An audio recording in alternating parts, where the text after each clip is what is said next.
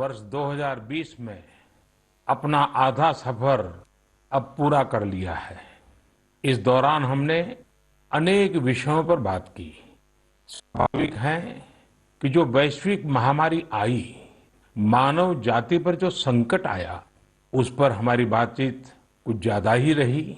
लेकिन इन दिनों मैं देख रहा हूं, लगातार लोगों में एक विषय पर चर्चा हो रही है कि आखिर ये साल कब बीतेगा।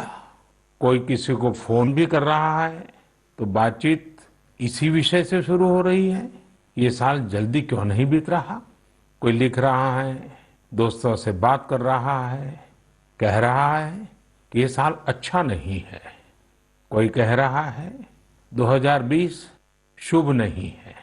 बस लोग यही चाहते हैं कि किसी भी तरह से ये साल जल्द से जल्द बीत जाए। साथियों, कभी कभी मैं सोचता हूं कि ऐसा क्यों हो रहा है। हो सकता है ऐसी बातचीत के कुछ कारण भी हो।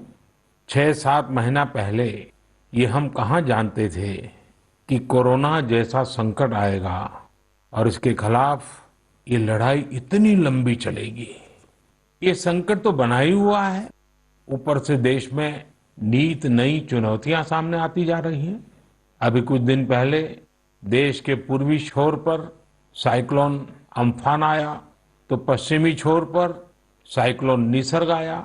कितने ही राज्यों में हमारे किसान भाई बहन टिड्डी दल के हमले से परेशान है, और कुछ नहीं तो देश के कई हिस्सों में छोटे छोटे भूकंप रुकने का ही नाम नहीं ले रहे हैं। और इन सबके बीच हमारे कुछ पड़ोसियों द्वारा जो हो रहा है, देश उन चुनौतियों से भी निपट रहा है। वाकई एक साथ इतनी आपदाएं, इस स्तर की आपदाएं बहुत कम ही देखने सुनने को मिलती है। हालात तो ये हो गई हैं कि कोई छोटी छोटी घटना भी हो रही है तो लोग उन्हें भी इन चुनौतियों के साथ जोड़ करके देख रहे हैं। साथियों, मुश्किलें आती है, संकट आते हैं, लेकिन सवाल यही है कि क्या इन आपदाओं की वजह से हमें साल 2020 को खराब मान लेना चाहिए। क्या पहले के 6 महीने जैसे बीते उसकी वजह से ये मान लेना कि पूरी साल ही ऐसा है, क्या ये सोचना सही है। जी नहीं, मेरे प्यारे देशवासियों, बिल्कुल नहीं। एक साल में एक चुनौती आए या 50 चुनौती आए, नंबर कम ज्यादा होने से वो साल खराब नहीं हो जाता। भारत का इतिहास ही आपदाओं और चुनौतियों पर जीत हासिल कर और ज्यादा निखर कर निकलने का रहा है। सैकड़ों वर्षों तक अलग अलग आक्रांताओं ने भारत पर हमला किया, उसे संकटों में डाला। लोगों को लगता था कि भारत की संरचना ही नष्ट हो जाएगी, भारत की संस्कृति ही समाप्त हो जाएगी। लेकिन इन संकटों से भारत और भी भव्य होकर सामने आया। साथियों, हमारे यहाँ कहा जाता है, सृजन शाश्वत है, सृजन निरंतर है। मुझे गीत की कुछ पंक्तियां याद आ रही हैं। यह कल कल छल छल बहती, क्या कहती गंगा धारा। यह कल कल छल छल बहती, क्या कहती गंगा धारा। युग युग से बहता आता, यह पुण्य प्रवाह हमारा। उसी गीत में आगे आता है, क्या उसको रोक सकेंगे, मिटने वाले मिट जाएं। कंकड़ पत्थर की हस्ती, कंकड़ पत्थर की हस्ती, क्या बाधा बनकर आए। भारत में भी जहां एक तरफ बड़े बड़े संकट आते गए, वहीं सभी बाधाओं को दूर करते हुए अनेकों अनेक सृजन भी हुए। नए साहित्य रचे गए, नए अनुसंधान हुए, नए सिद्धांत गढ़े गए। यानी संकट के दौरान भी हर क्षेत्र में सृजन की प्रक्रिया जारी रही और हमारी संस्कृति पुष्पित पल्लवित होती रही। देश आगे बढ़ता ही रहा। भारत ने हमेशा संकटों को सफलता की सीढ़ियों में परिवर्तित किया है। इसी भावना के साथ हमें आज भी इन सारे संकटों के बीच आगे बढ़ते ही रहना है। आप भी इसी विचार से आगे बढ़ेंगे, 130 करोड़ देशवासी आगे बढ़ेंगे, तो यही साल देश के लिए नए कीर्तिमान बनाने वाला साल साबित होगा। इसी साल में देश नए लक्ष्य प्राप्त करेगा, नई उड़ान भरेगा, नई ऊंचाइयों को छुएगा। मुझे पूरा विश्वास 130 करोड़ देशवासियों की शक्ति पर है, आप सब पर है, इस देश की महान परंपरा पर है। मेरे प्यारे देशवासियों, संकट चाहे जितना भी बड़ा हो, भारत के संस्कार निस्वार्थ भाव से सेवा की प्रेरणा देते हैं। भारत ने जिस तरह मुश्किल समय में दुनिया की मदद की, उसने आज शांति और विकास में भारत की भूमिका को और मजबूत किया है। दुनिया ने इस दौरान भारत की विश्व बंधुत्व की भावना को भी महसूस किया है और इसके साथ ही दुनिया ने अपनी संप्रभुता और सीमाओं की रक्षा करने के लिए भारत की ताकत और भारत के कमिटमेंट को भी देखा है।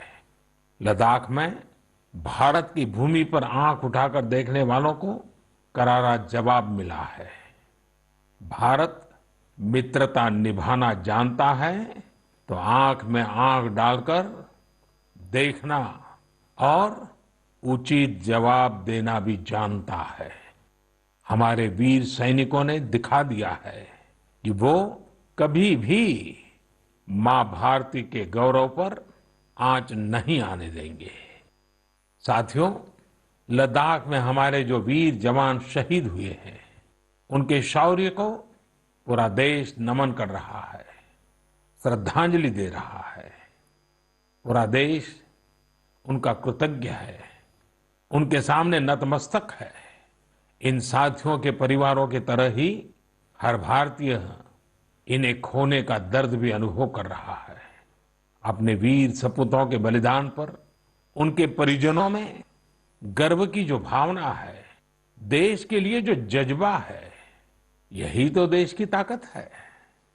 आपने देखा होगा, जिनके बेटे शहीद हुए, वो माता पिता अपने दूसरे बेटों को भी, घर के दूसरे बच्चों को भी सेना में भेजने की बात कर रहे हैं।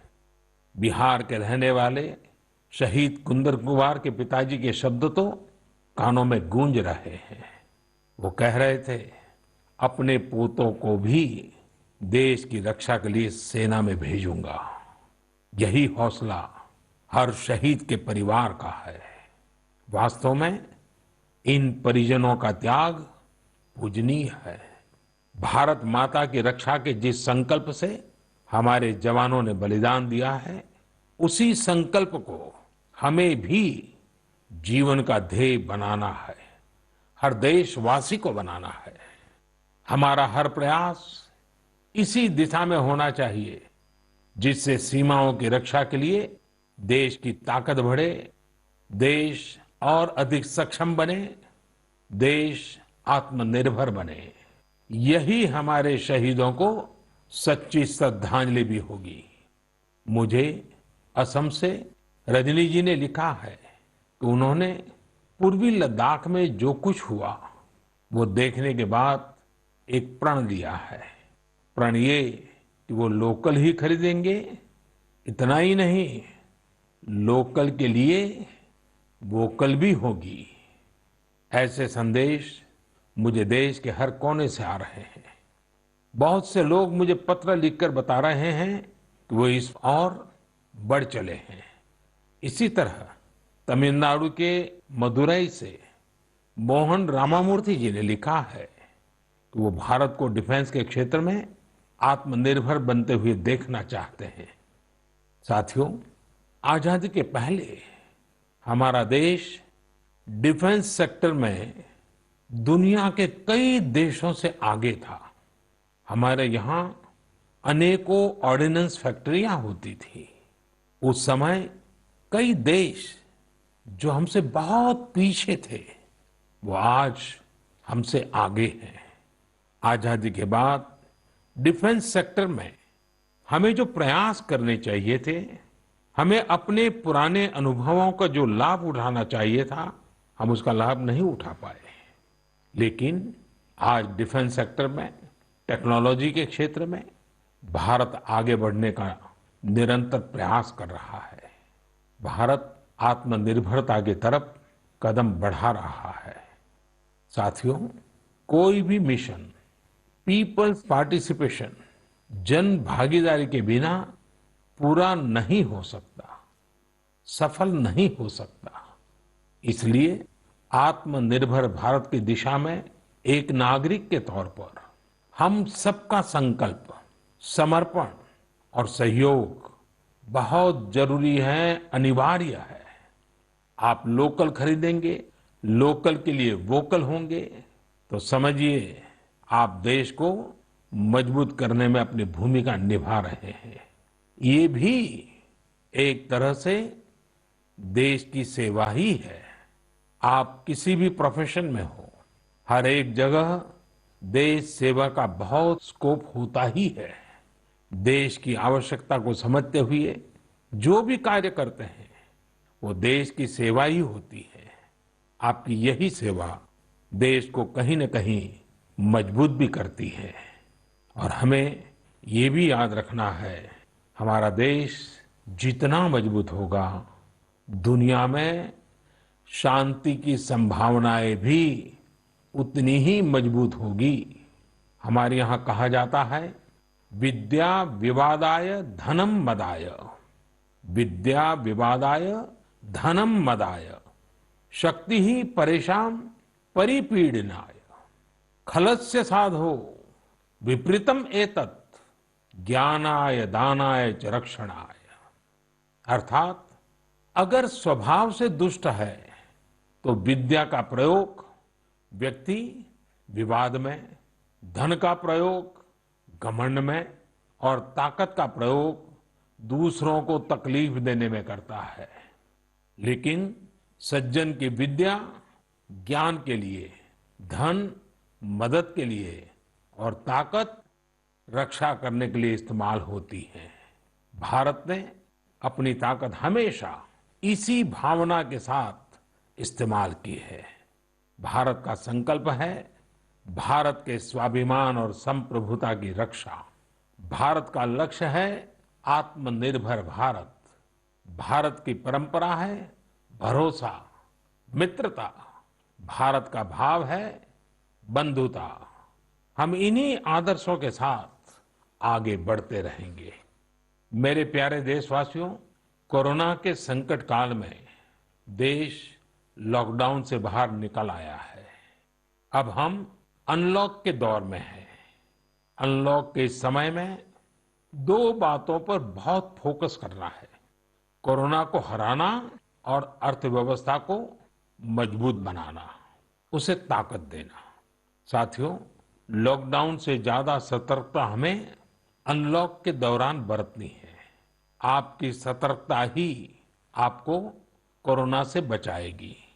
इस बात को हमेशा याद रखिए कि अगर आप मास्क नहीं पहनते हैं, 2 गज की दूरी का पालन नहीं करते हैं या फिर दूसरी जरूरी सावधानियां नहीं बरतते हैं, तो आप अपने साथ साथ दूसरों को भी जोखिम में डाल रहे हैं। खास तौर पर घर के बच्चों और बुजुर्गों को। इसीलिए सभी देशवासियों से मेरा निवेदन है, और ये निवेदन मैं बार बार करता हूं, और मेरा निवेदन है कि आप लापरवाही मत बरतिए। अपना भी ख्याल रखिए और दूसरों का भी।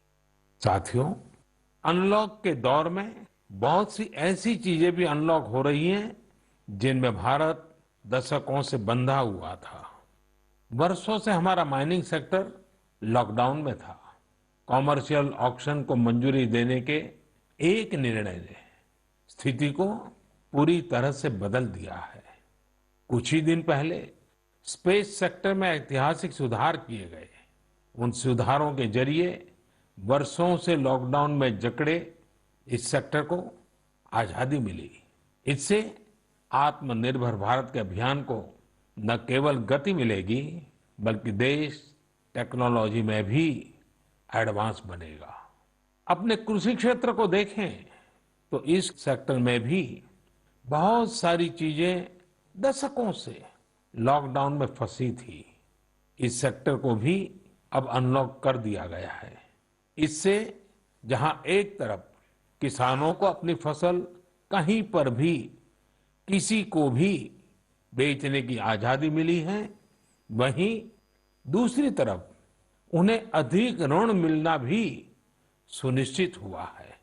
ऐसे अनेक क्षेत्र हैं जहां हमारा देश इन सब संकटों के बीच ऐतिहासिक निर्णय लेकर विकास के नए रास्ते खोल रहा है।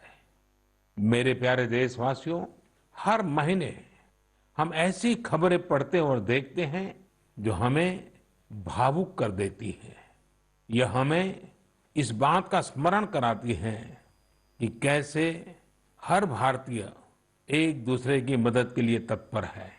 वह जो कुछ भी कर सकता है उसे करने में जुटा है। अरुणाचल प्रदेश की एक ऐसी ही प्रेरक कहानी मुझे मीडिया में पढ़ने को मिली। यहाँ सियांग जिले के मिरेम गांव ने वो अनोखा कार्य कर दिखाया जो समूचे भारत के लिए एक मिसाल बन गया है। इस गांव के कई लोग बाहर रहकर नौकरी करते हैं। गांव वालों ने देखा कि कोरोना महामारी के समय ये सभी अपने गांव की ओर लौट रहे हैं। ऐसे में गांव वालों ने पहले से ही गांव के बाहर क्वारंटीन का इंतजाम करने का फैसला किया। उन्होंने आपस में मिलकर गांव से कुछ ही दूरी पर 14 अस्थायी झोपड़ियां बना दी और ये तय किया कि जब गांव वाले लौटकर आएंगे तो उन्हें इन्हीं झोपड़ियों में कुछ दिन क्वारंटीन में रखा जाएगा। उन झोपड़ियों में शौचालय, बिजली, पानी समेत दैनिक जरूरत की हर तरह की सुविधा उपलब्ध कराई गई। जाहिर है मिरेम गांव के लोगों के इस सामूहिक प्रयास और जागरूकता ने सबका ध्यान अपनी ओर आकर्षित कर लिया। साथियों, हमारे यहाँ कहा जाता है, स्वभावम न जहाति एव साधु आपदगतो भी सन कर्पूरः पावक स्पृष्टः सौरभम लभते तराम। अर्थात जैसे कपूर आग में तपने पर भी अपनी सुगंध नहीं छोड़ता, वैसे ही अच्छे लोग आपदा में भी अपने गुण, अपना स्वभाव नहीं छोड़ते। आज हमारे देश की जो श्रम शक्ति है, जो श्रमिक साथी हैं, वो भी इसका जीता जागता उदाहरण है। आप देखिए, इन दिनों हमारे प्रवासी श्रमिकों की ऐसी कितनी ही कहानियां आ रही हैं जो पूरे देश को प्रेरणा दे रही है। यूपी के बाराबंकी में गांव लौटकर आए मजदूरों ने कल्याणी नदी का प्राकृतिक स्वरूप लौटाने के लिए काम शुरू कर दिया। नदी का उद्धार होता देख आसपास के किसान, आसपास के लोग भी उत्साहित हैं। गांव में आने के बाद क्वारंटीन सेंटर में रहते हुए, आइसोलेशन सेंटर में रहते हुए हमारे श्रमिक साथियों ने जिस तरह अपने कौशल्य का इस्तेमाल करते हुए अपने आसपास की स्थितियों को बदला है, वो अद्भुत है। लेकिन साथियों, ऐसे कितने ही किस्से, कहानियां देश के लाखों गांवों के हैं जो हम तक नहीं पहुंच पाए हैं। जैसा हमारे देश का स्वभाव है, मुझे विश्वास है साथियों कि आपके गांव में भी, आपके आसपास भी ऐसी अनेक घटनाएं घटी होगी। अगर आपके ध्यान में ऐसी बात आई है तो आप ऐसी प्रेरक घटना को मुझे जरूर लिखिए। संकट के इस समय में ये सकारात्मक घटनाएं, ये कहानियां औरों को भी प्रेरणा देगी। मेरे प्यारे देशवासियों, कोरोना वायरस ने निश्चित रूप से हमारे जीवन जीने के तरीकों में बदलाव ला दिया है। मैं लंदन से प्रकाशित फाइनेंशियल टाइम्स में एक बहुत ही दिलचस्प लेख पढ़ रहा था। इसमें लिखा था कि कोरोना काल के दौरान अदरक, हल्दी समेत दूसरे मसालों की मांग एशिया के अलावा अमेरिका तक में भी बढ़ गई है। पूरी दुनिया का ध्यान इस समय अपनी इम्यूनिटी बढ़ाने पर है और इम्यूनिटी बढ़ाने वाली इन चीजों का संबंध हमारे देश से है। हमें इनकी खासियत विश्व के लोगों को ऐसी सहज और सरल भाषा में बतानी चाहिए जिसे वे आसानी से समझ सकें और हम एक हेल्दियर प्लेनेट बनाने में अपना योगदान दे सकें। मेरे प्यारे देशवासियों, कोरोना जैसा संकट नहीं आया होता तो शायद जीवन क्या है, जीवन क्यों है, जीवन कैसा है, हमें शायद ये याद ही नहीं आता। कई लोग इसी वजह से मानसिक तनाव में जीते रहे हैं। तो दूसरी ओर लोगों ने मुझे ये भी शेयर किया है कि कैसे लॉकडाउन के दौरान खुशियों के छोटे छोटे पहलू भी उन्होंने जीवन में रीडिस्कवर किए हैं। कई लोगों ने मुझे पारंपरिक इंडोर गेम्स खेलने और पूरे परिवार के साथ उसका आनंद लेने के अनुभव भेजे हैं। साथियों, हमारे देश में पारंपरिक खेलों की बहुत समृद्ध विरासत रही है। जैसे आपने एक खेल का नाम सुना होगा, पचीसी। यह खेल तमिलनाडु में पल्लानुंगली, कर्नाटक में अली गुली मणे और आंध्र प्रदेश में वामन गुंटलू के नाम से खेला जाता है। ये एक प्रकार का स्ट्रेटेजी गेम है जिसमें एक बोर्ड का उपयोग किया जाता है। इसमें कई खांचे होते हैं जिनमें मौजूद गोली या बीज को खिलाड़ियों को पकड़ना होता है। कहा जाता है कि यह गेम दक्षिण भारत से दक्षिण पूर्व एशिया और फिर दुनिया में फैला है।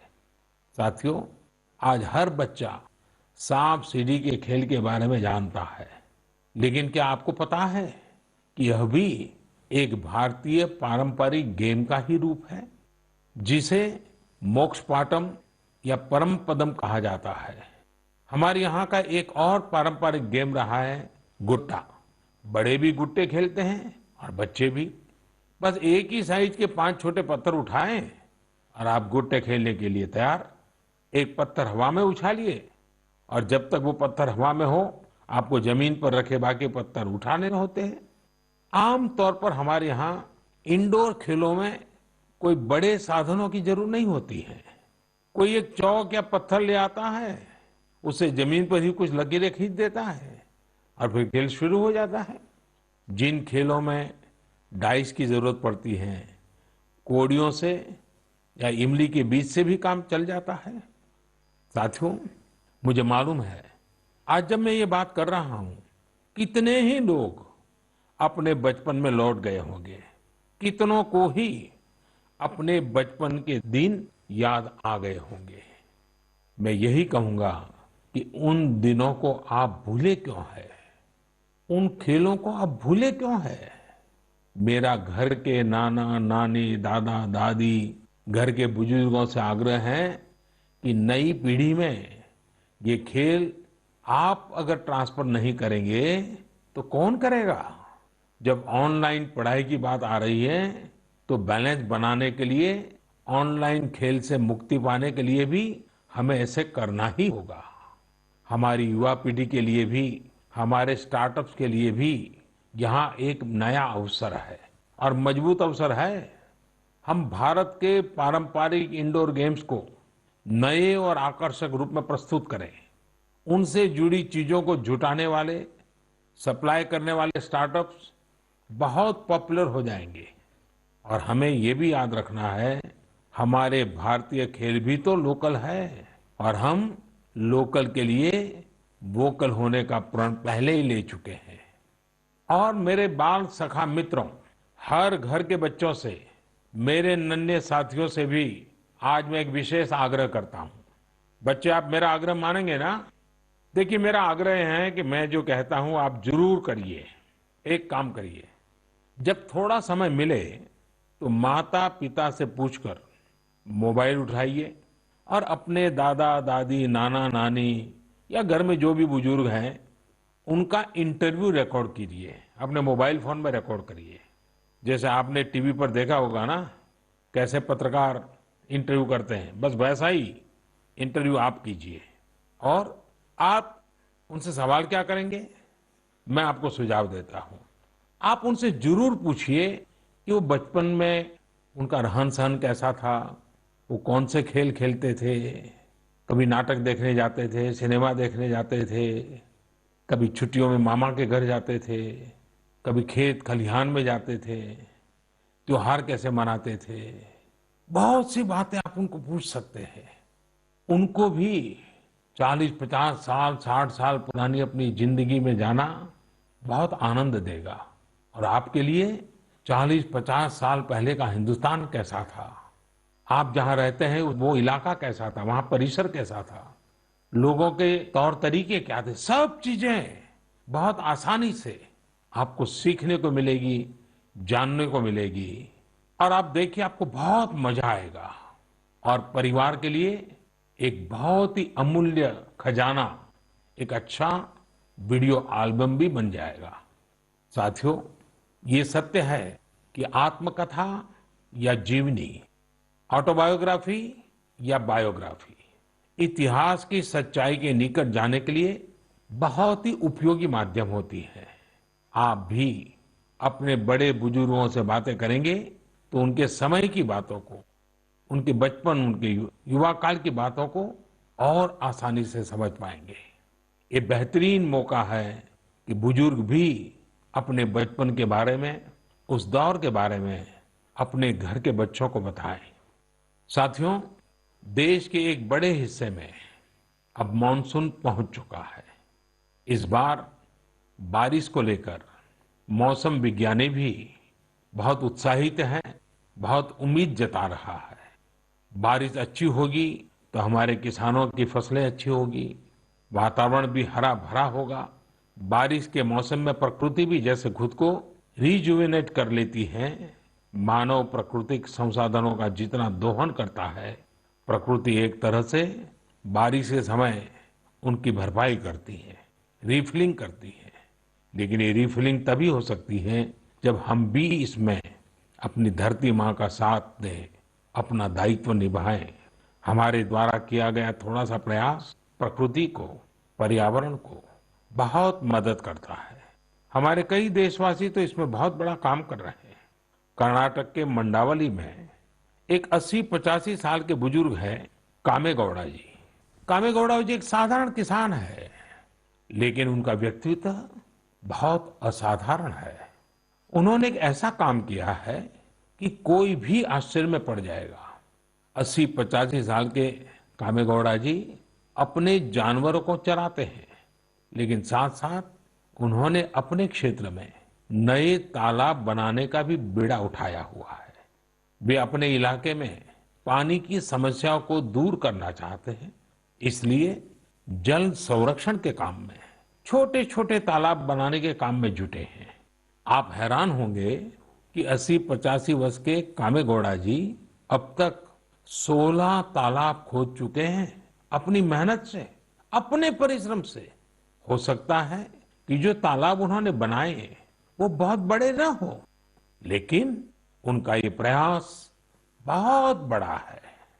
आज पूरे इलाके को इन तालाबों से एक नया जीवन मिला है। साथियों, गुजरात के वडोदरा का भी एक उदाहरण बहुत प्रेरक है। यहाँ जिला प्रशासन और स्थानीय लोगों ने मिलकर एक दिलचस्प मुहिम चलाई। इस मुहिम की वजह से आज वडोदरा में 1000 स्कूलों में रेन वाटर हार्वेस्टिंग होने लगी है।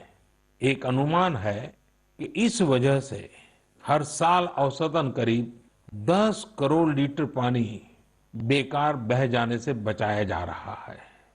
साथियों, इस बरसात में प्रकृति की रक्षा के लिए, पर्यावरण की रक्षा के लिए हमें भी कुछ इसी तरह सोचने की, कुछ करने की पहल करनी चाहिए।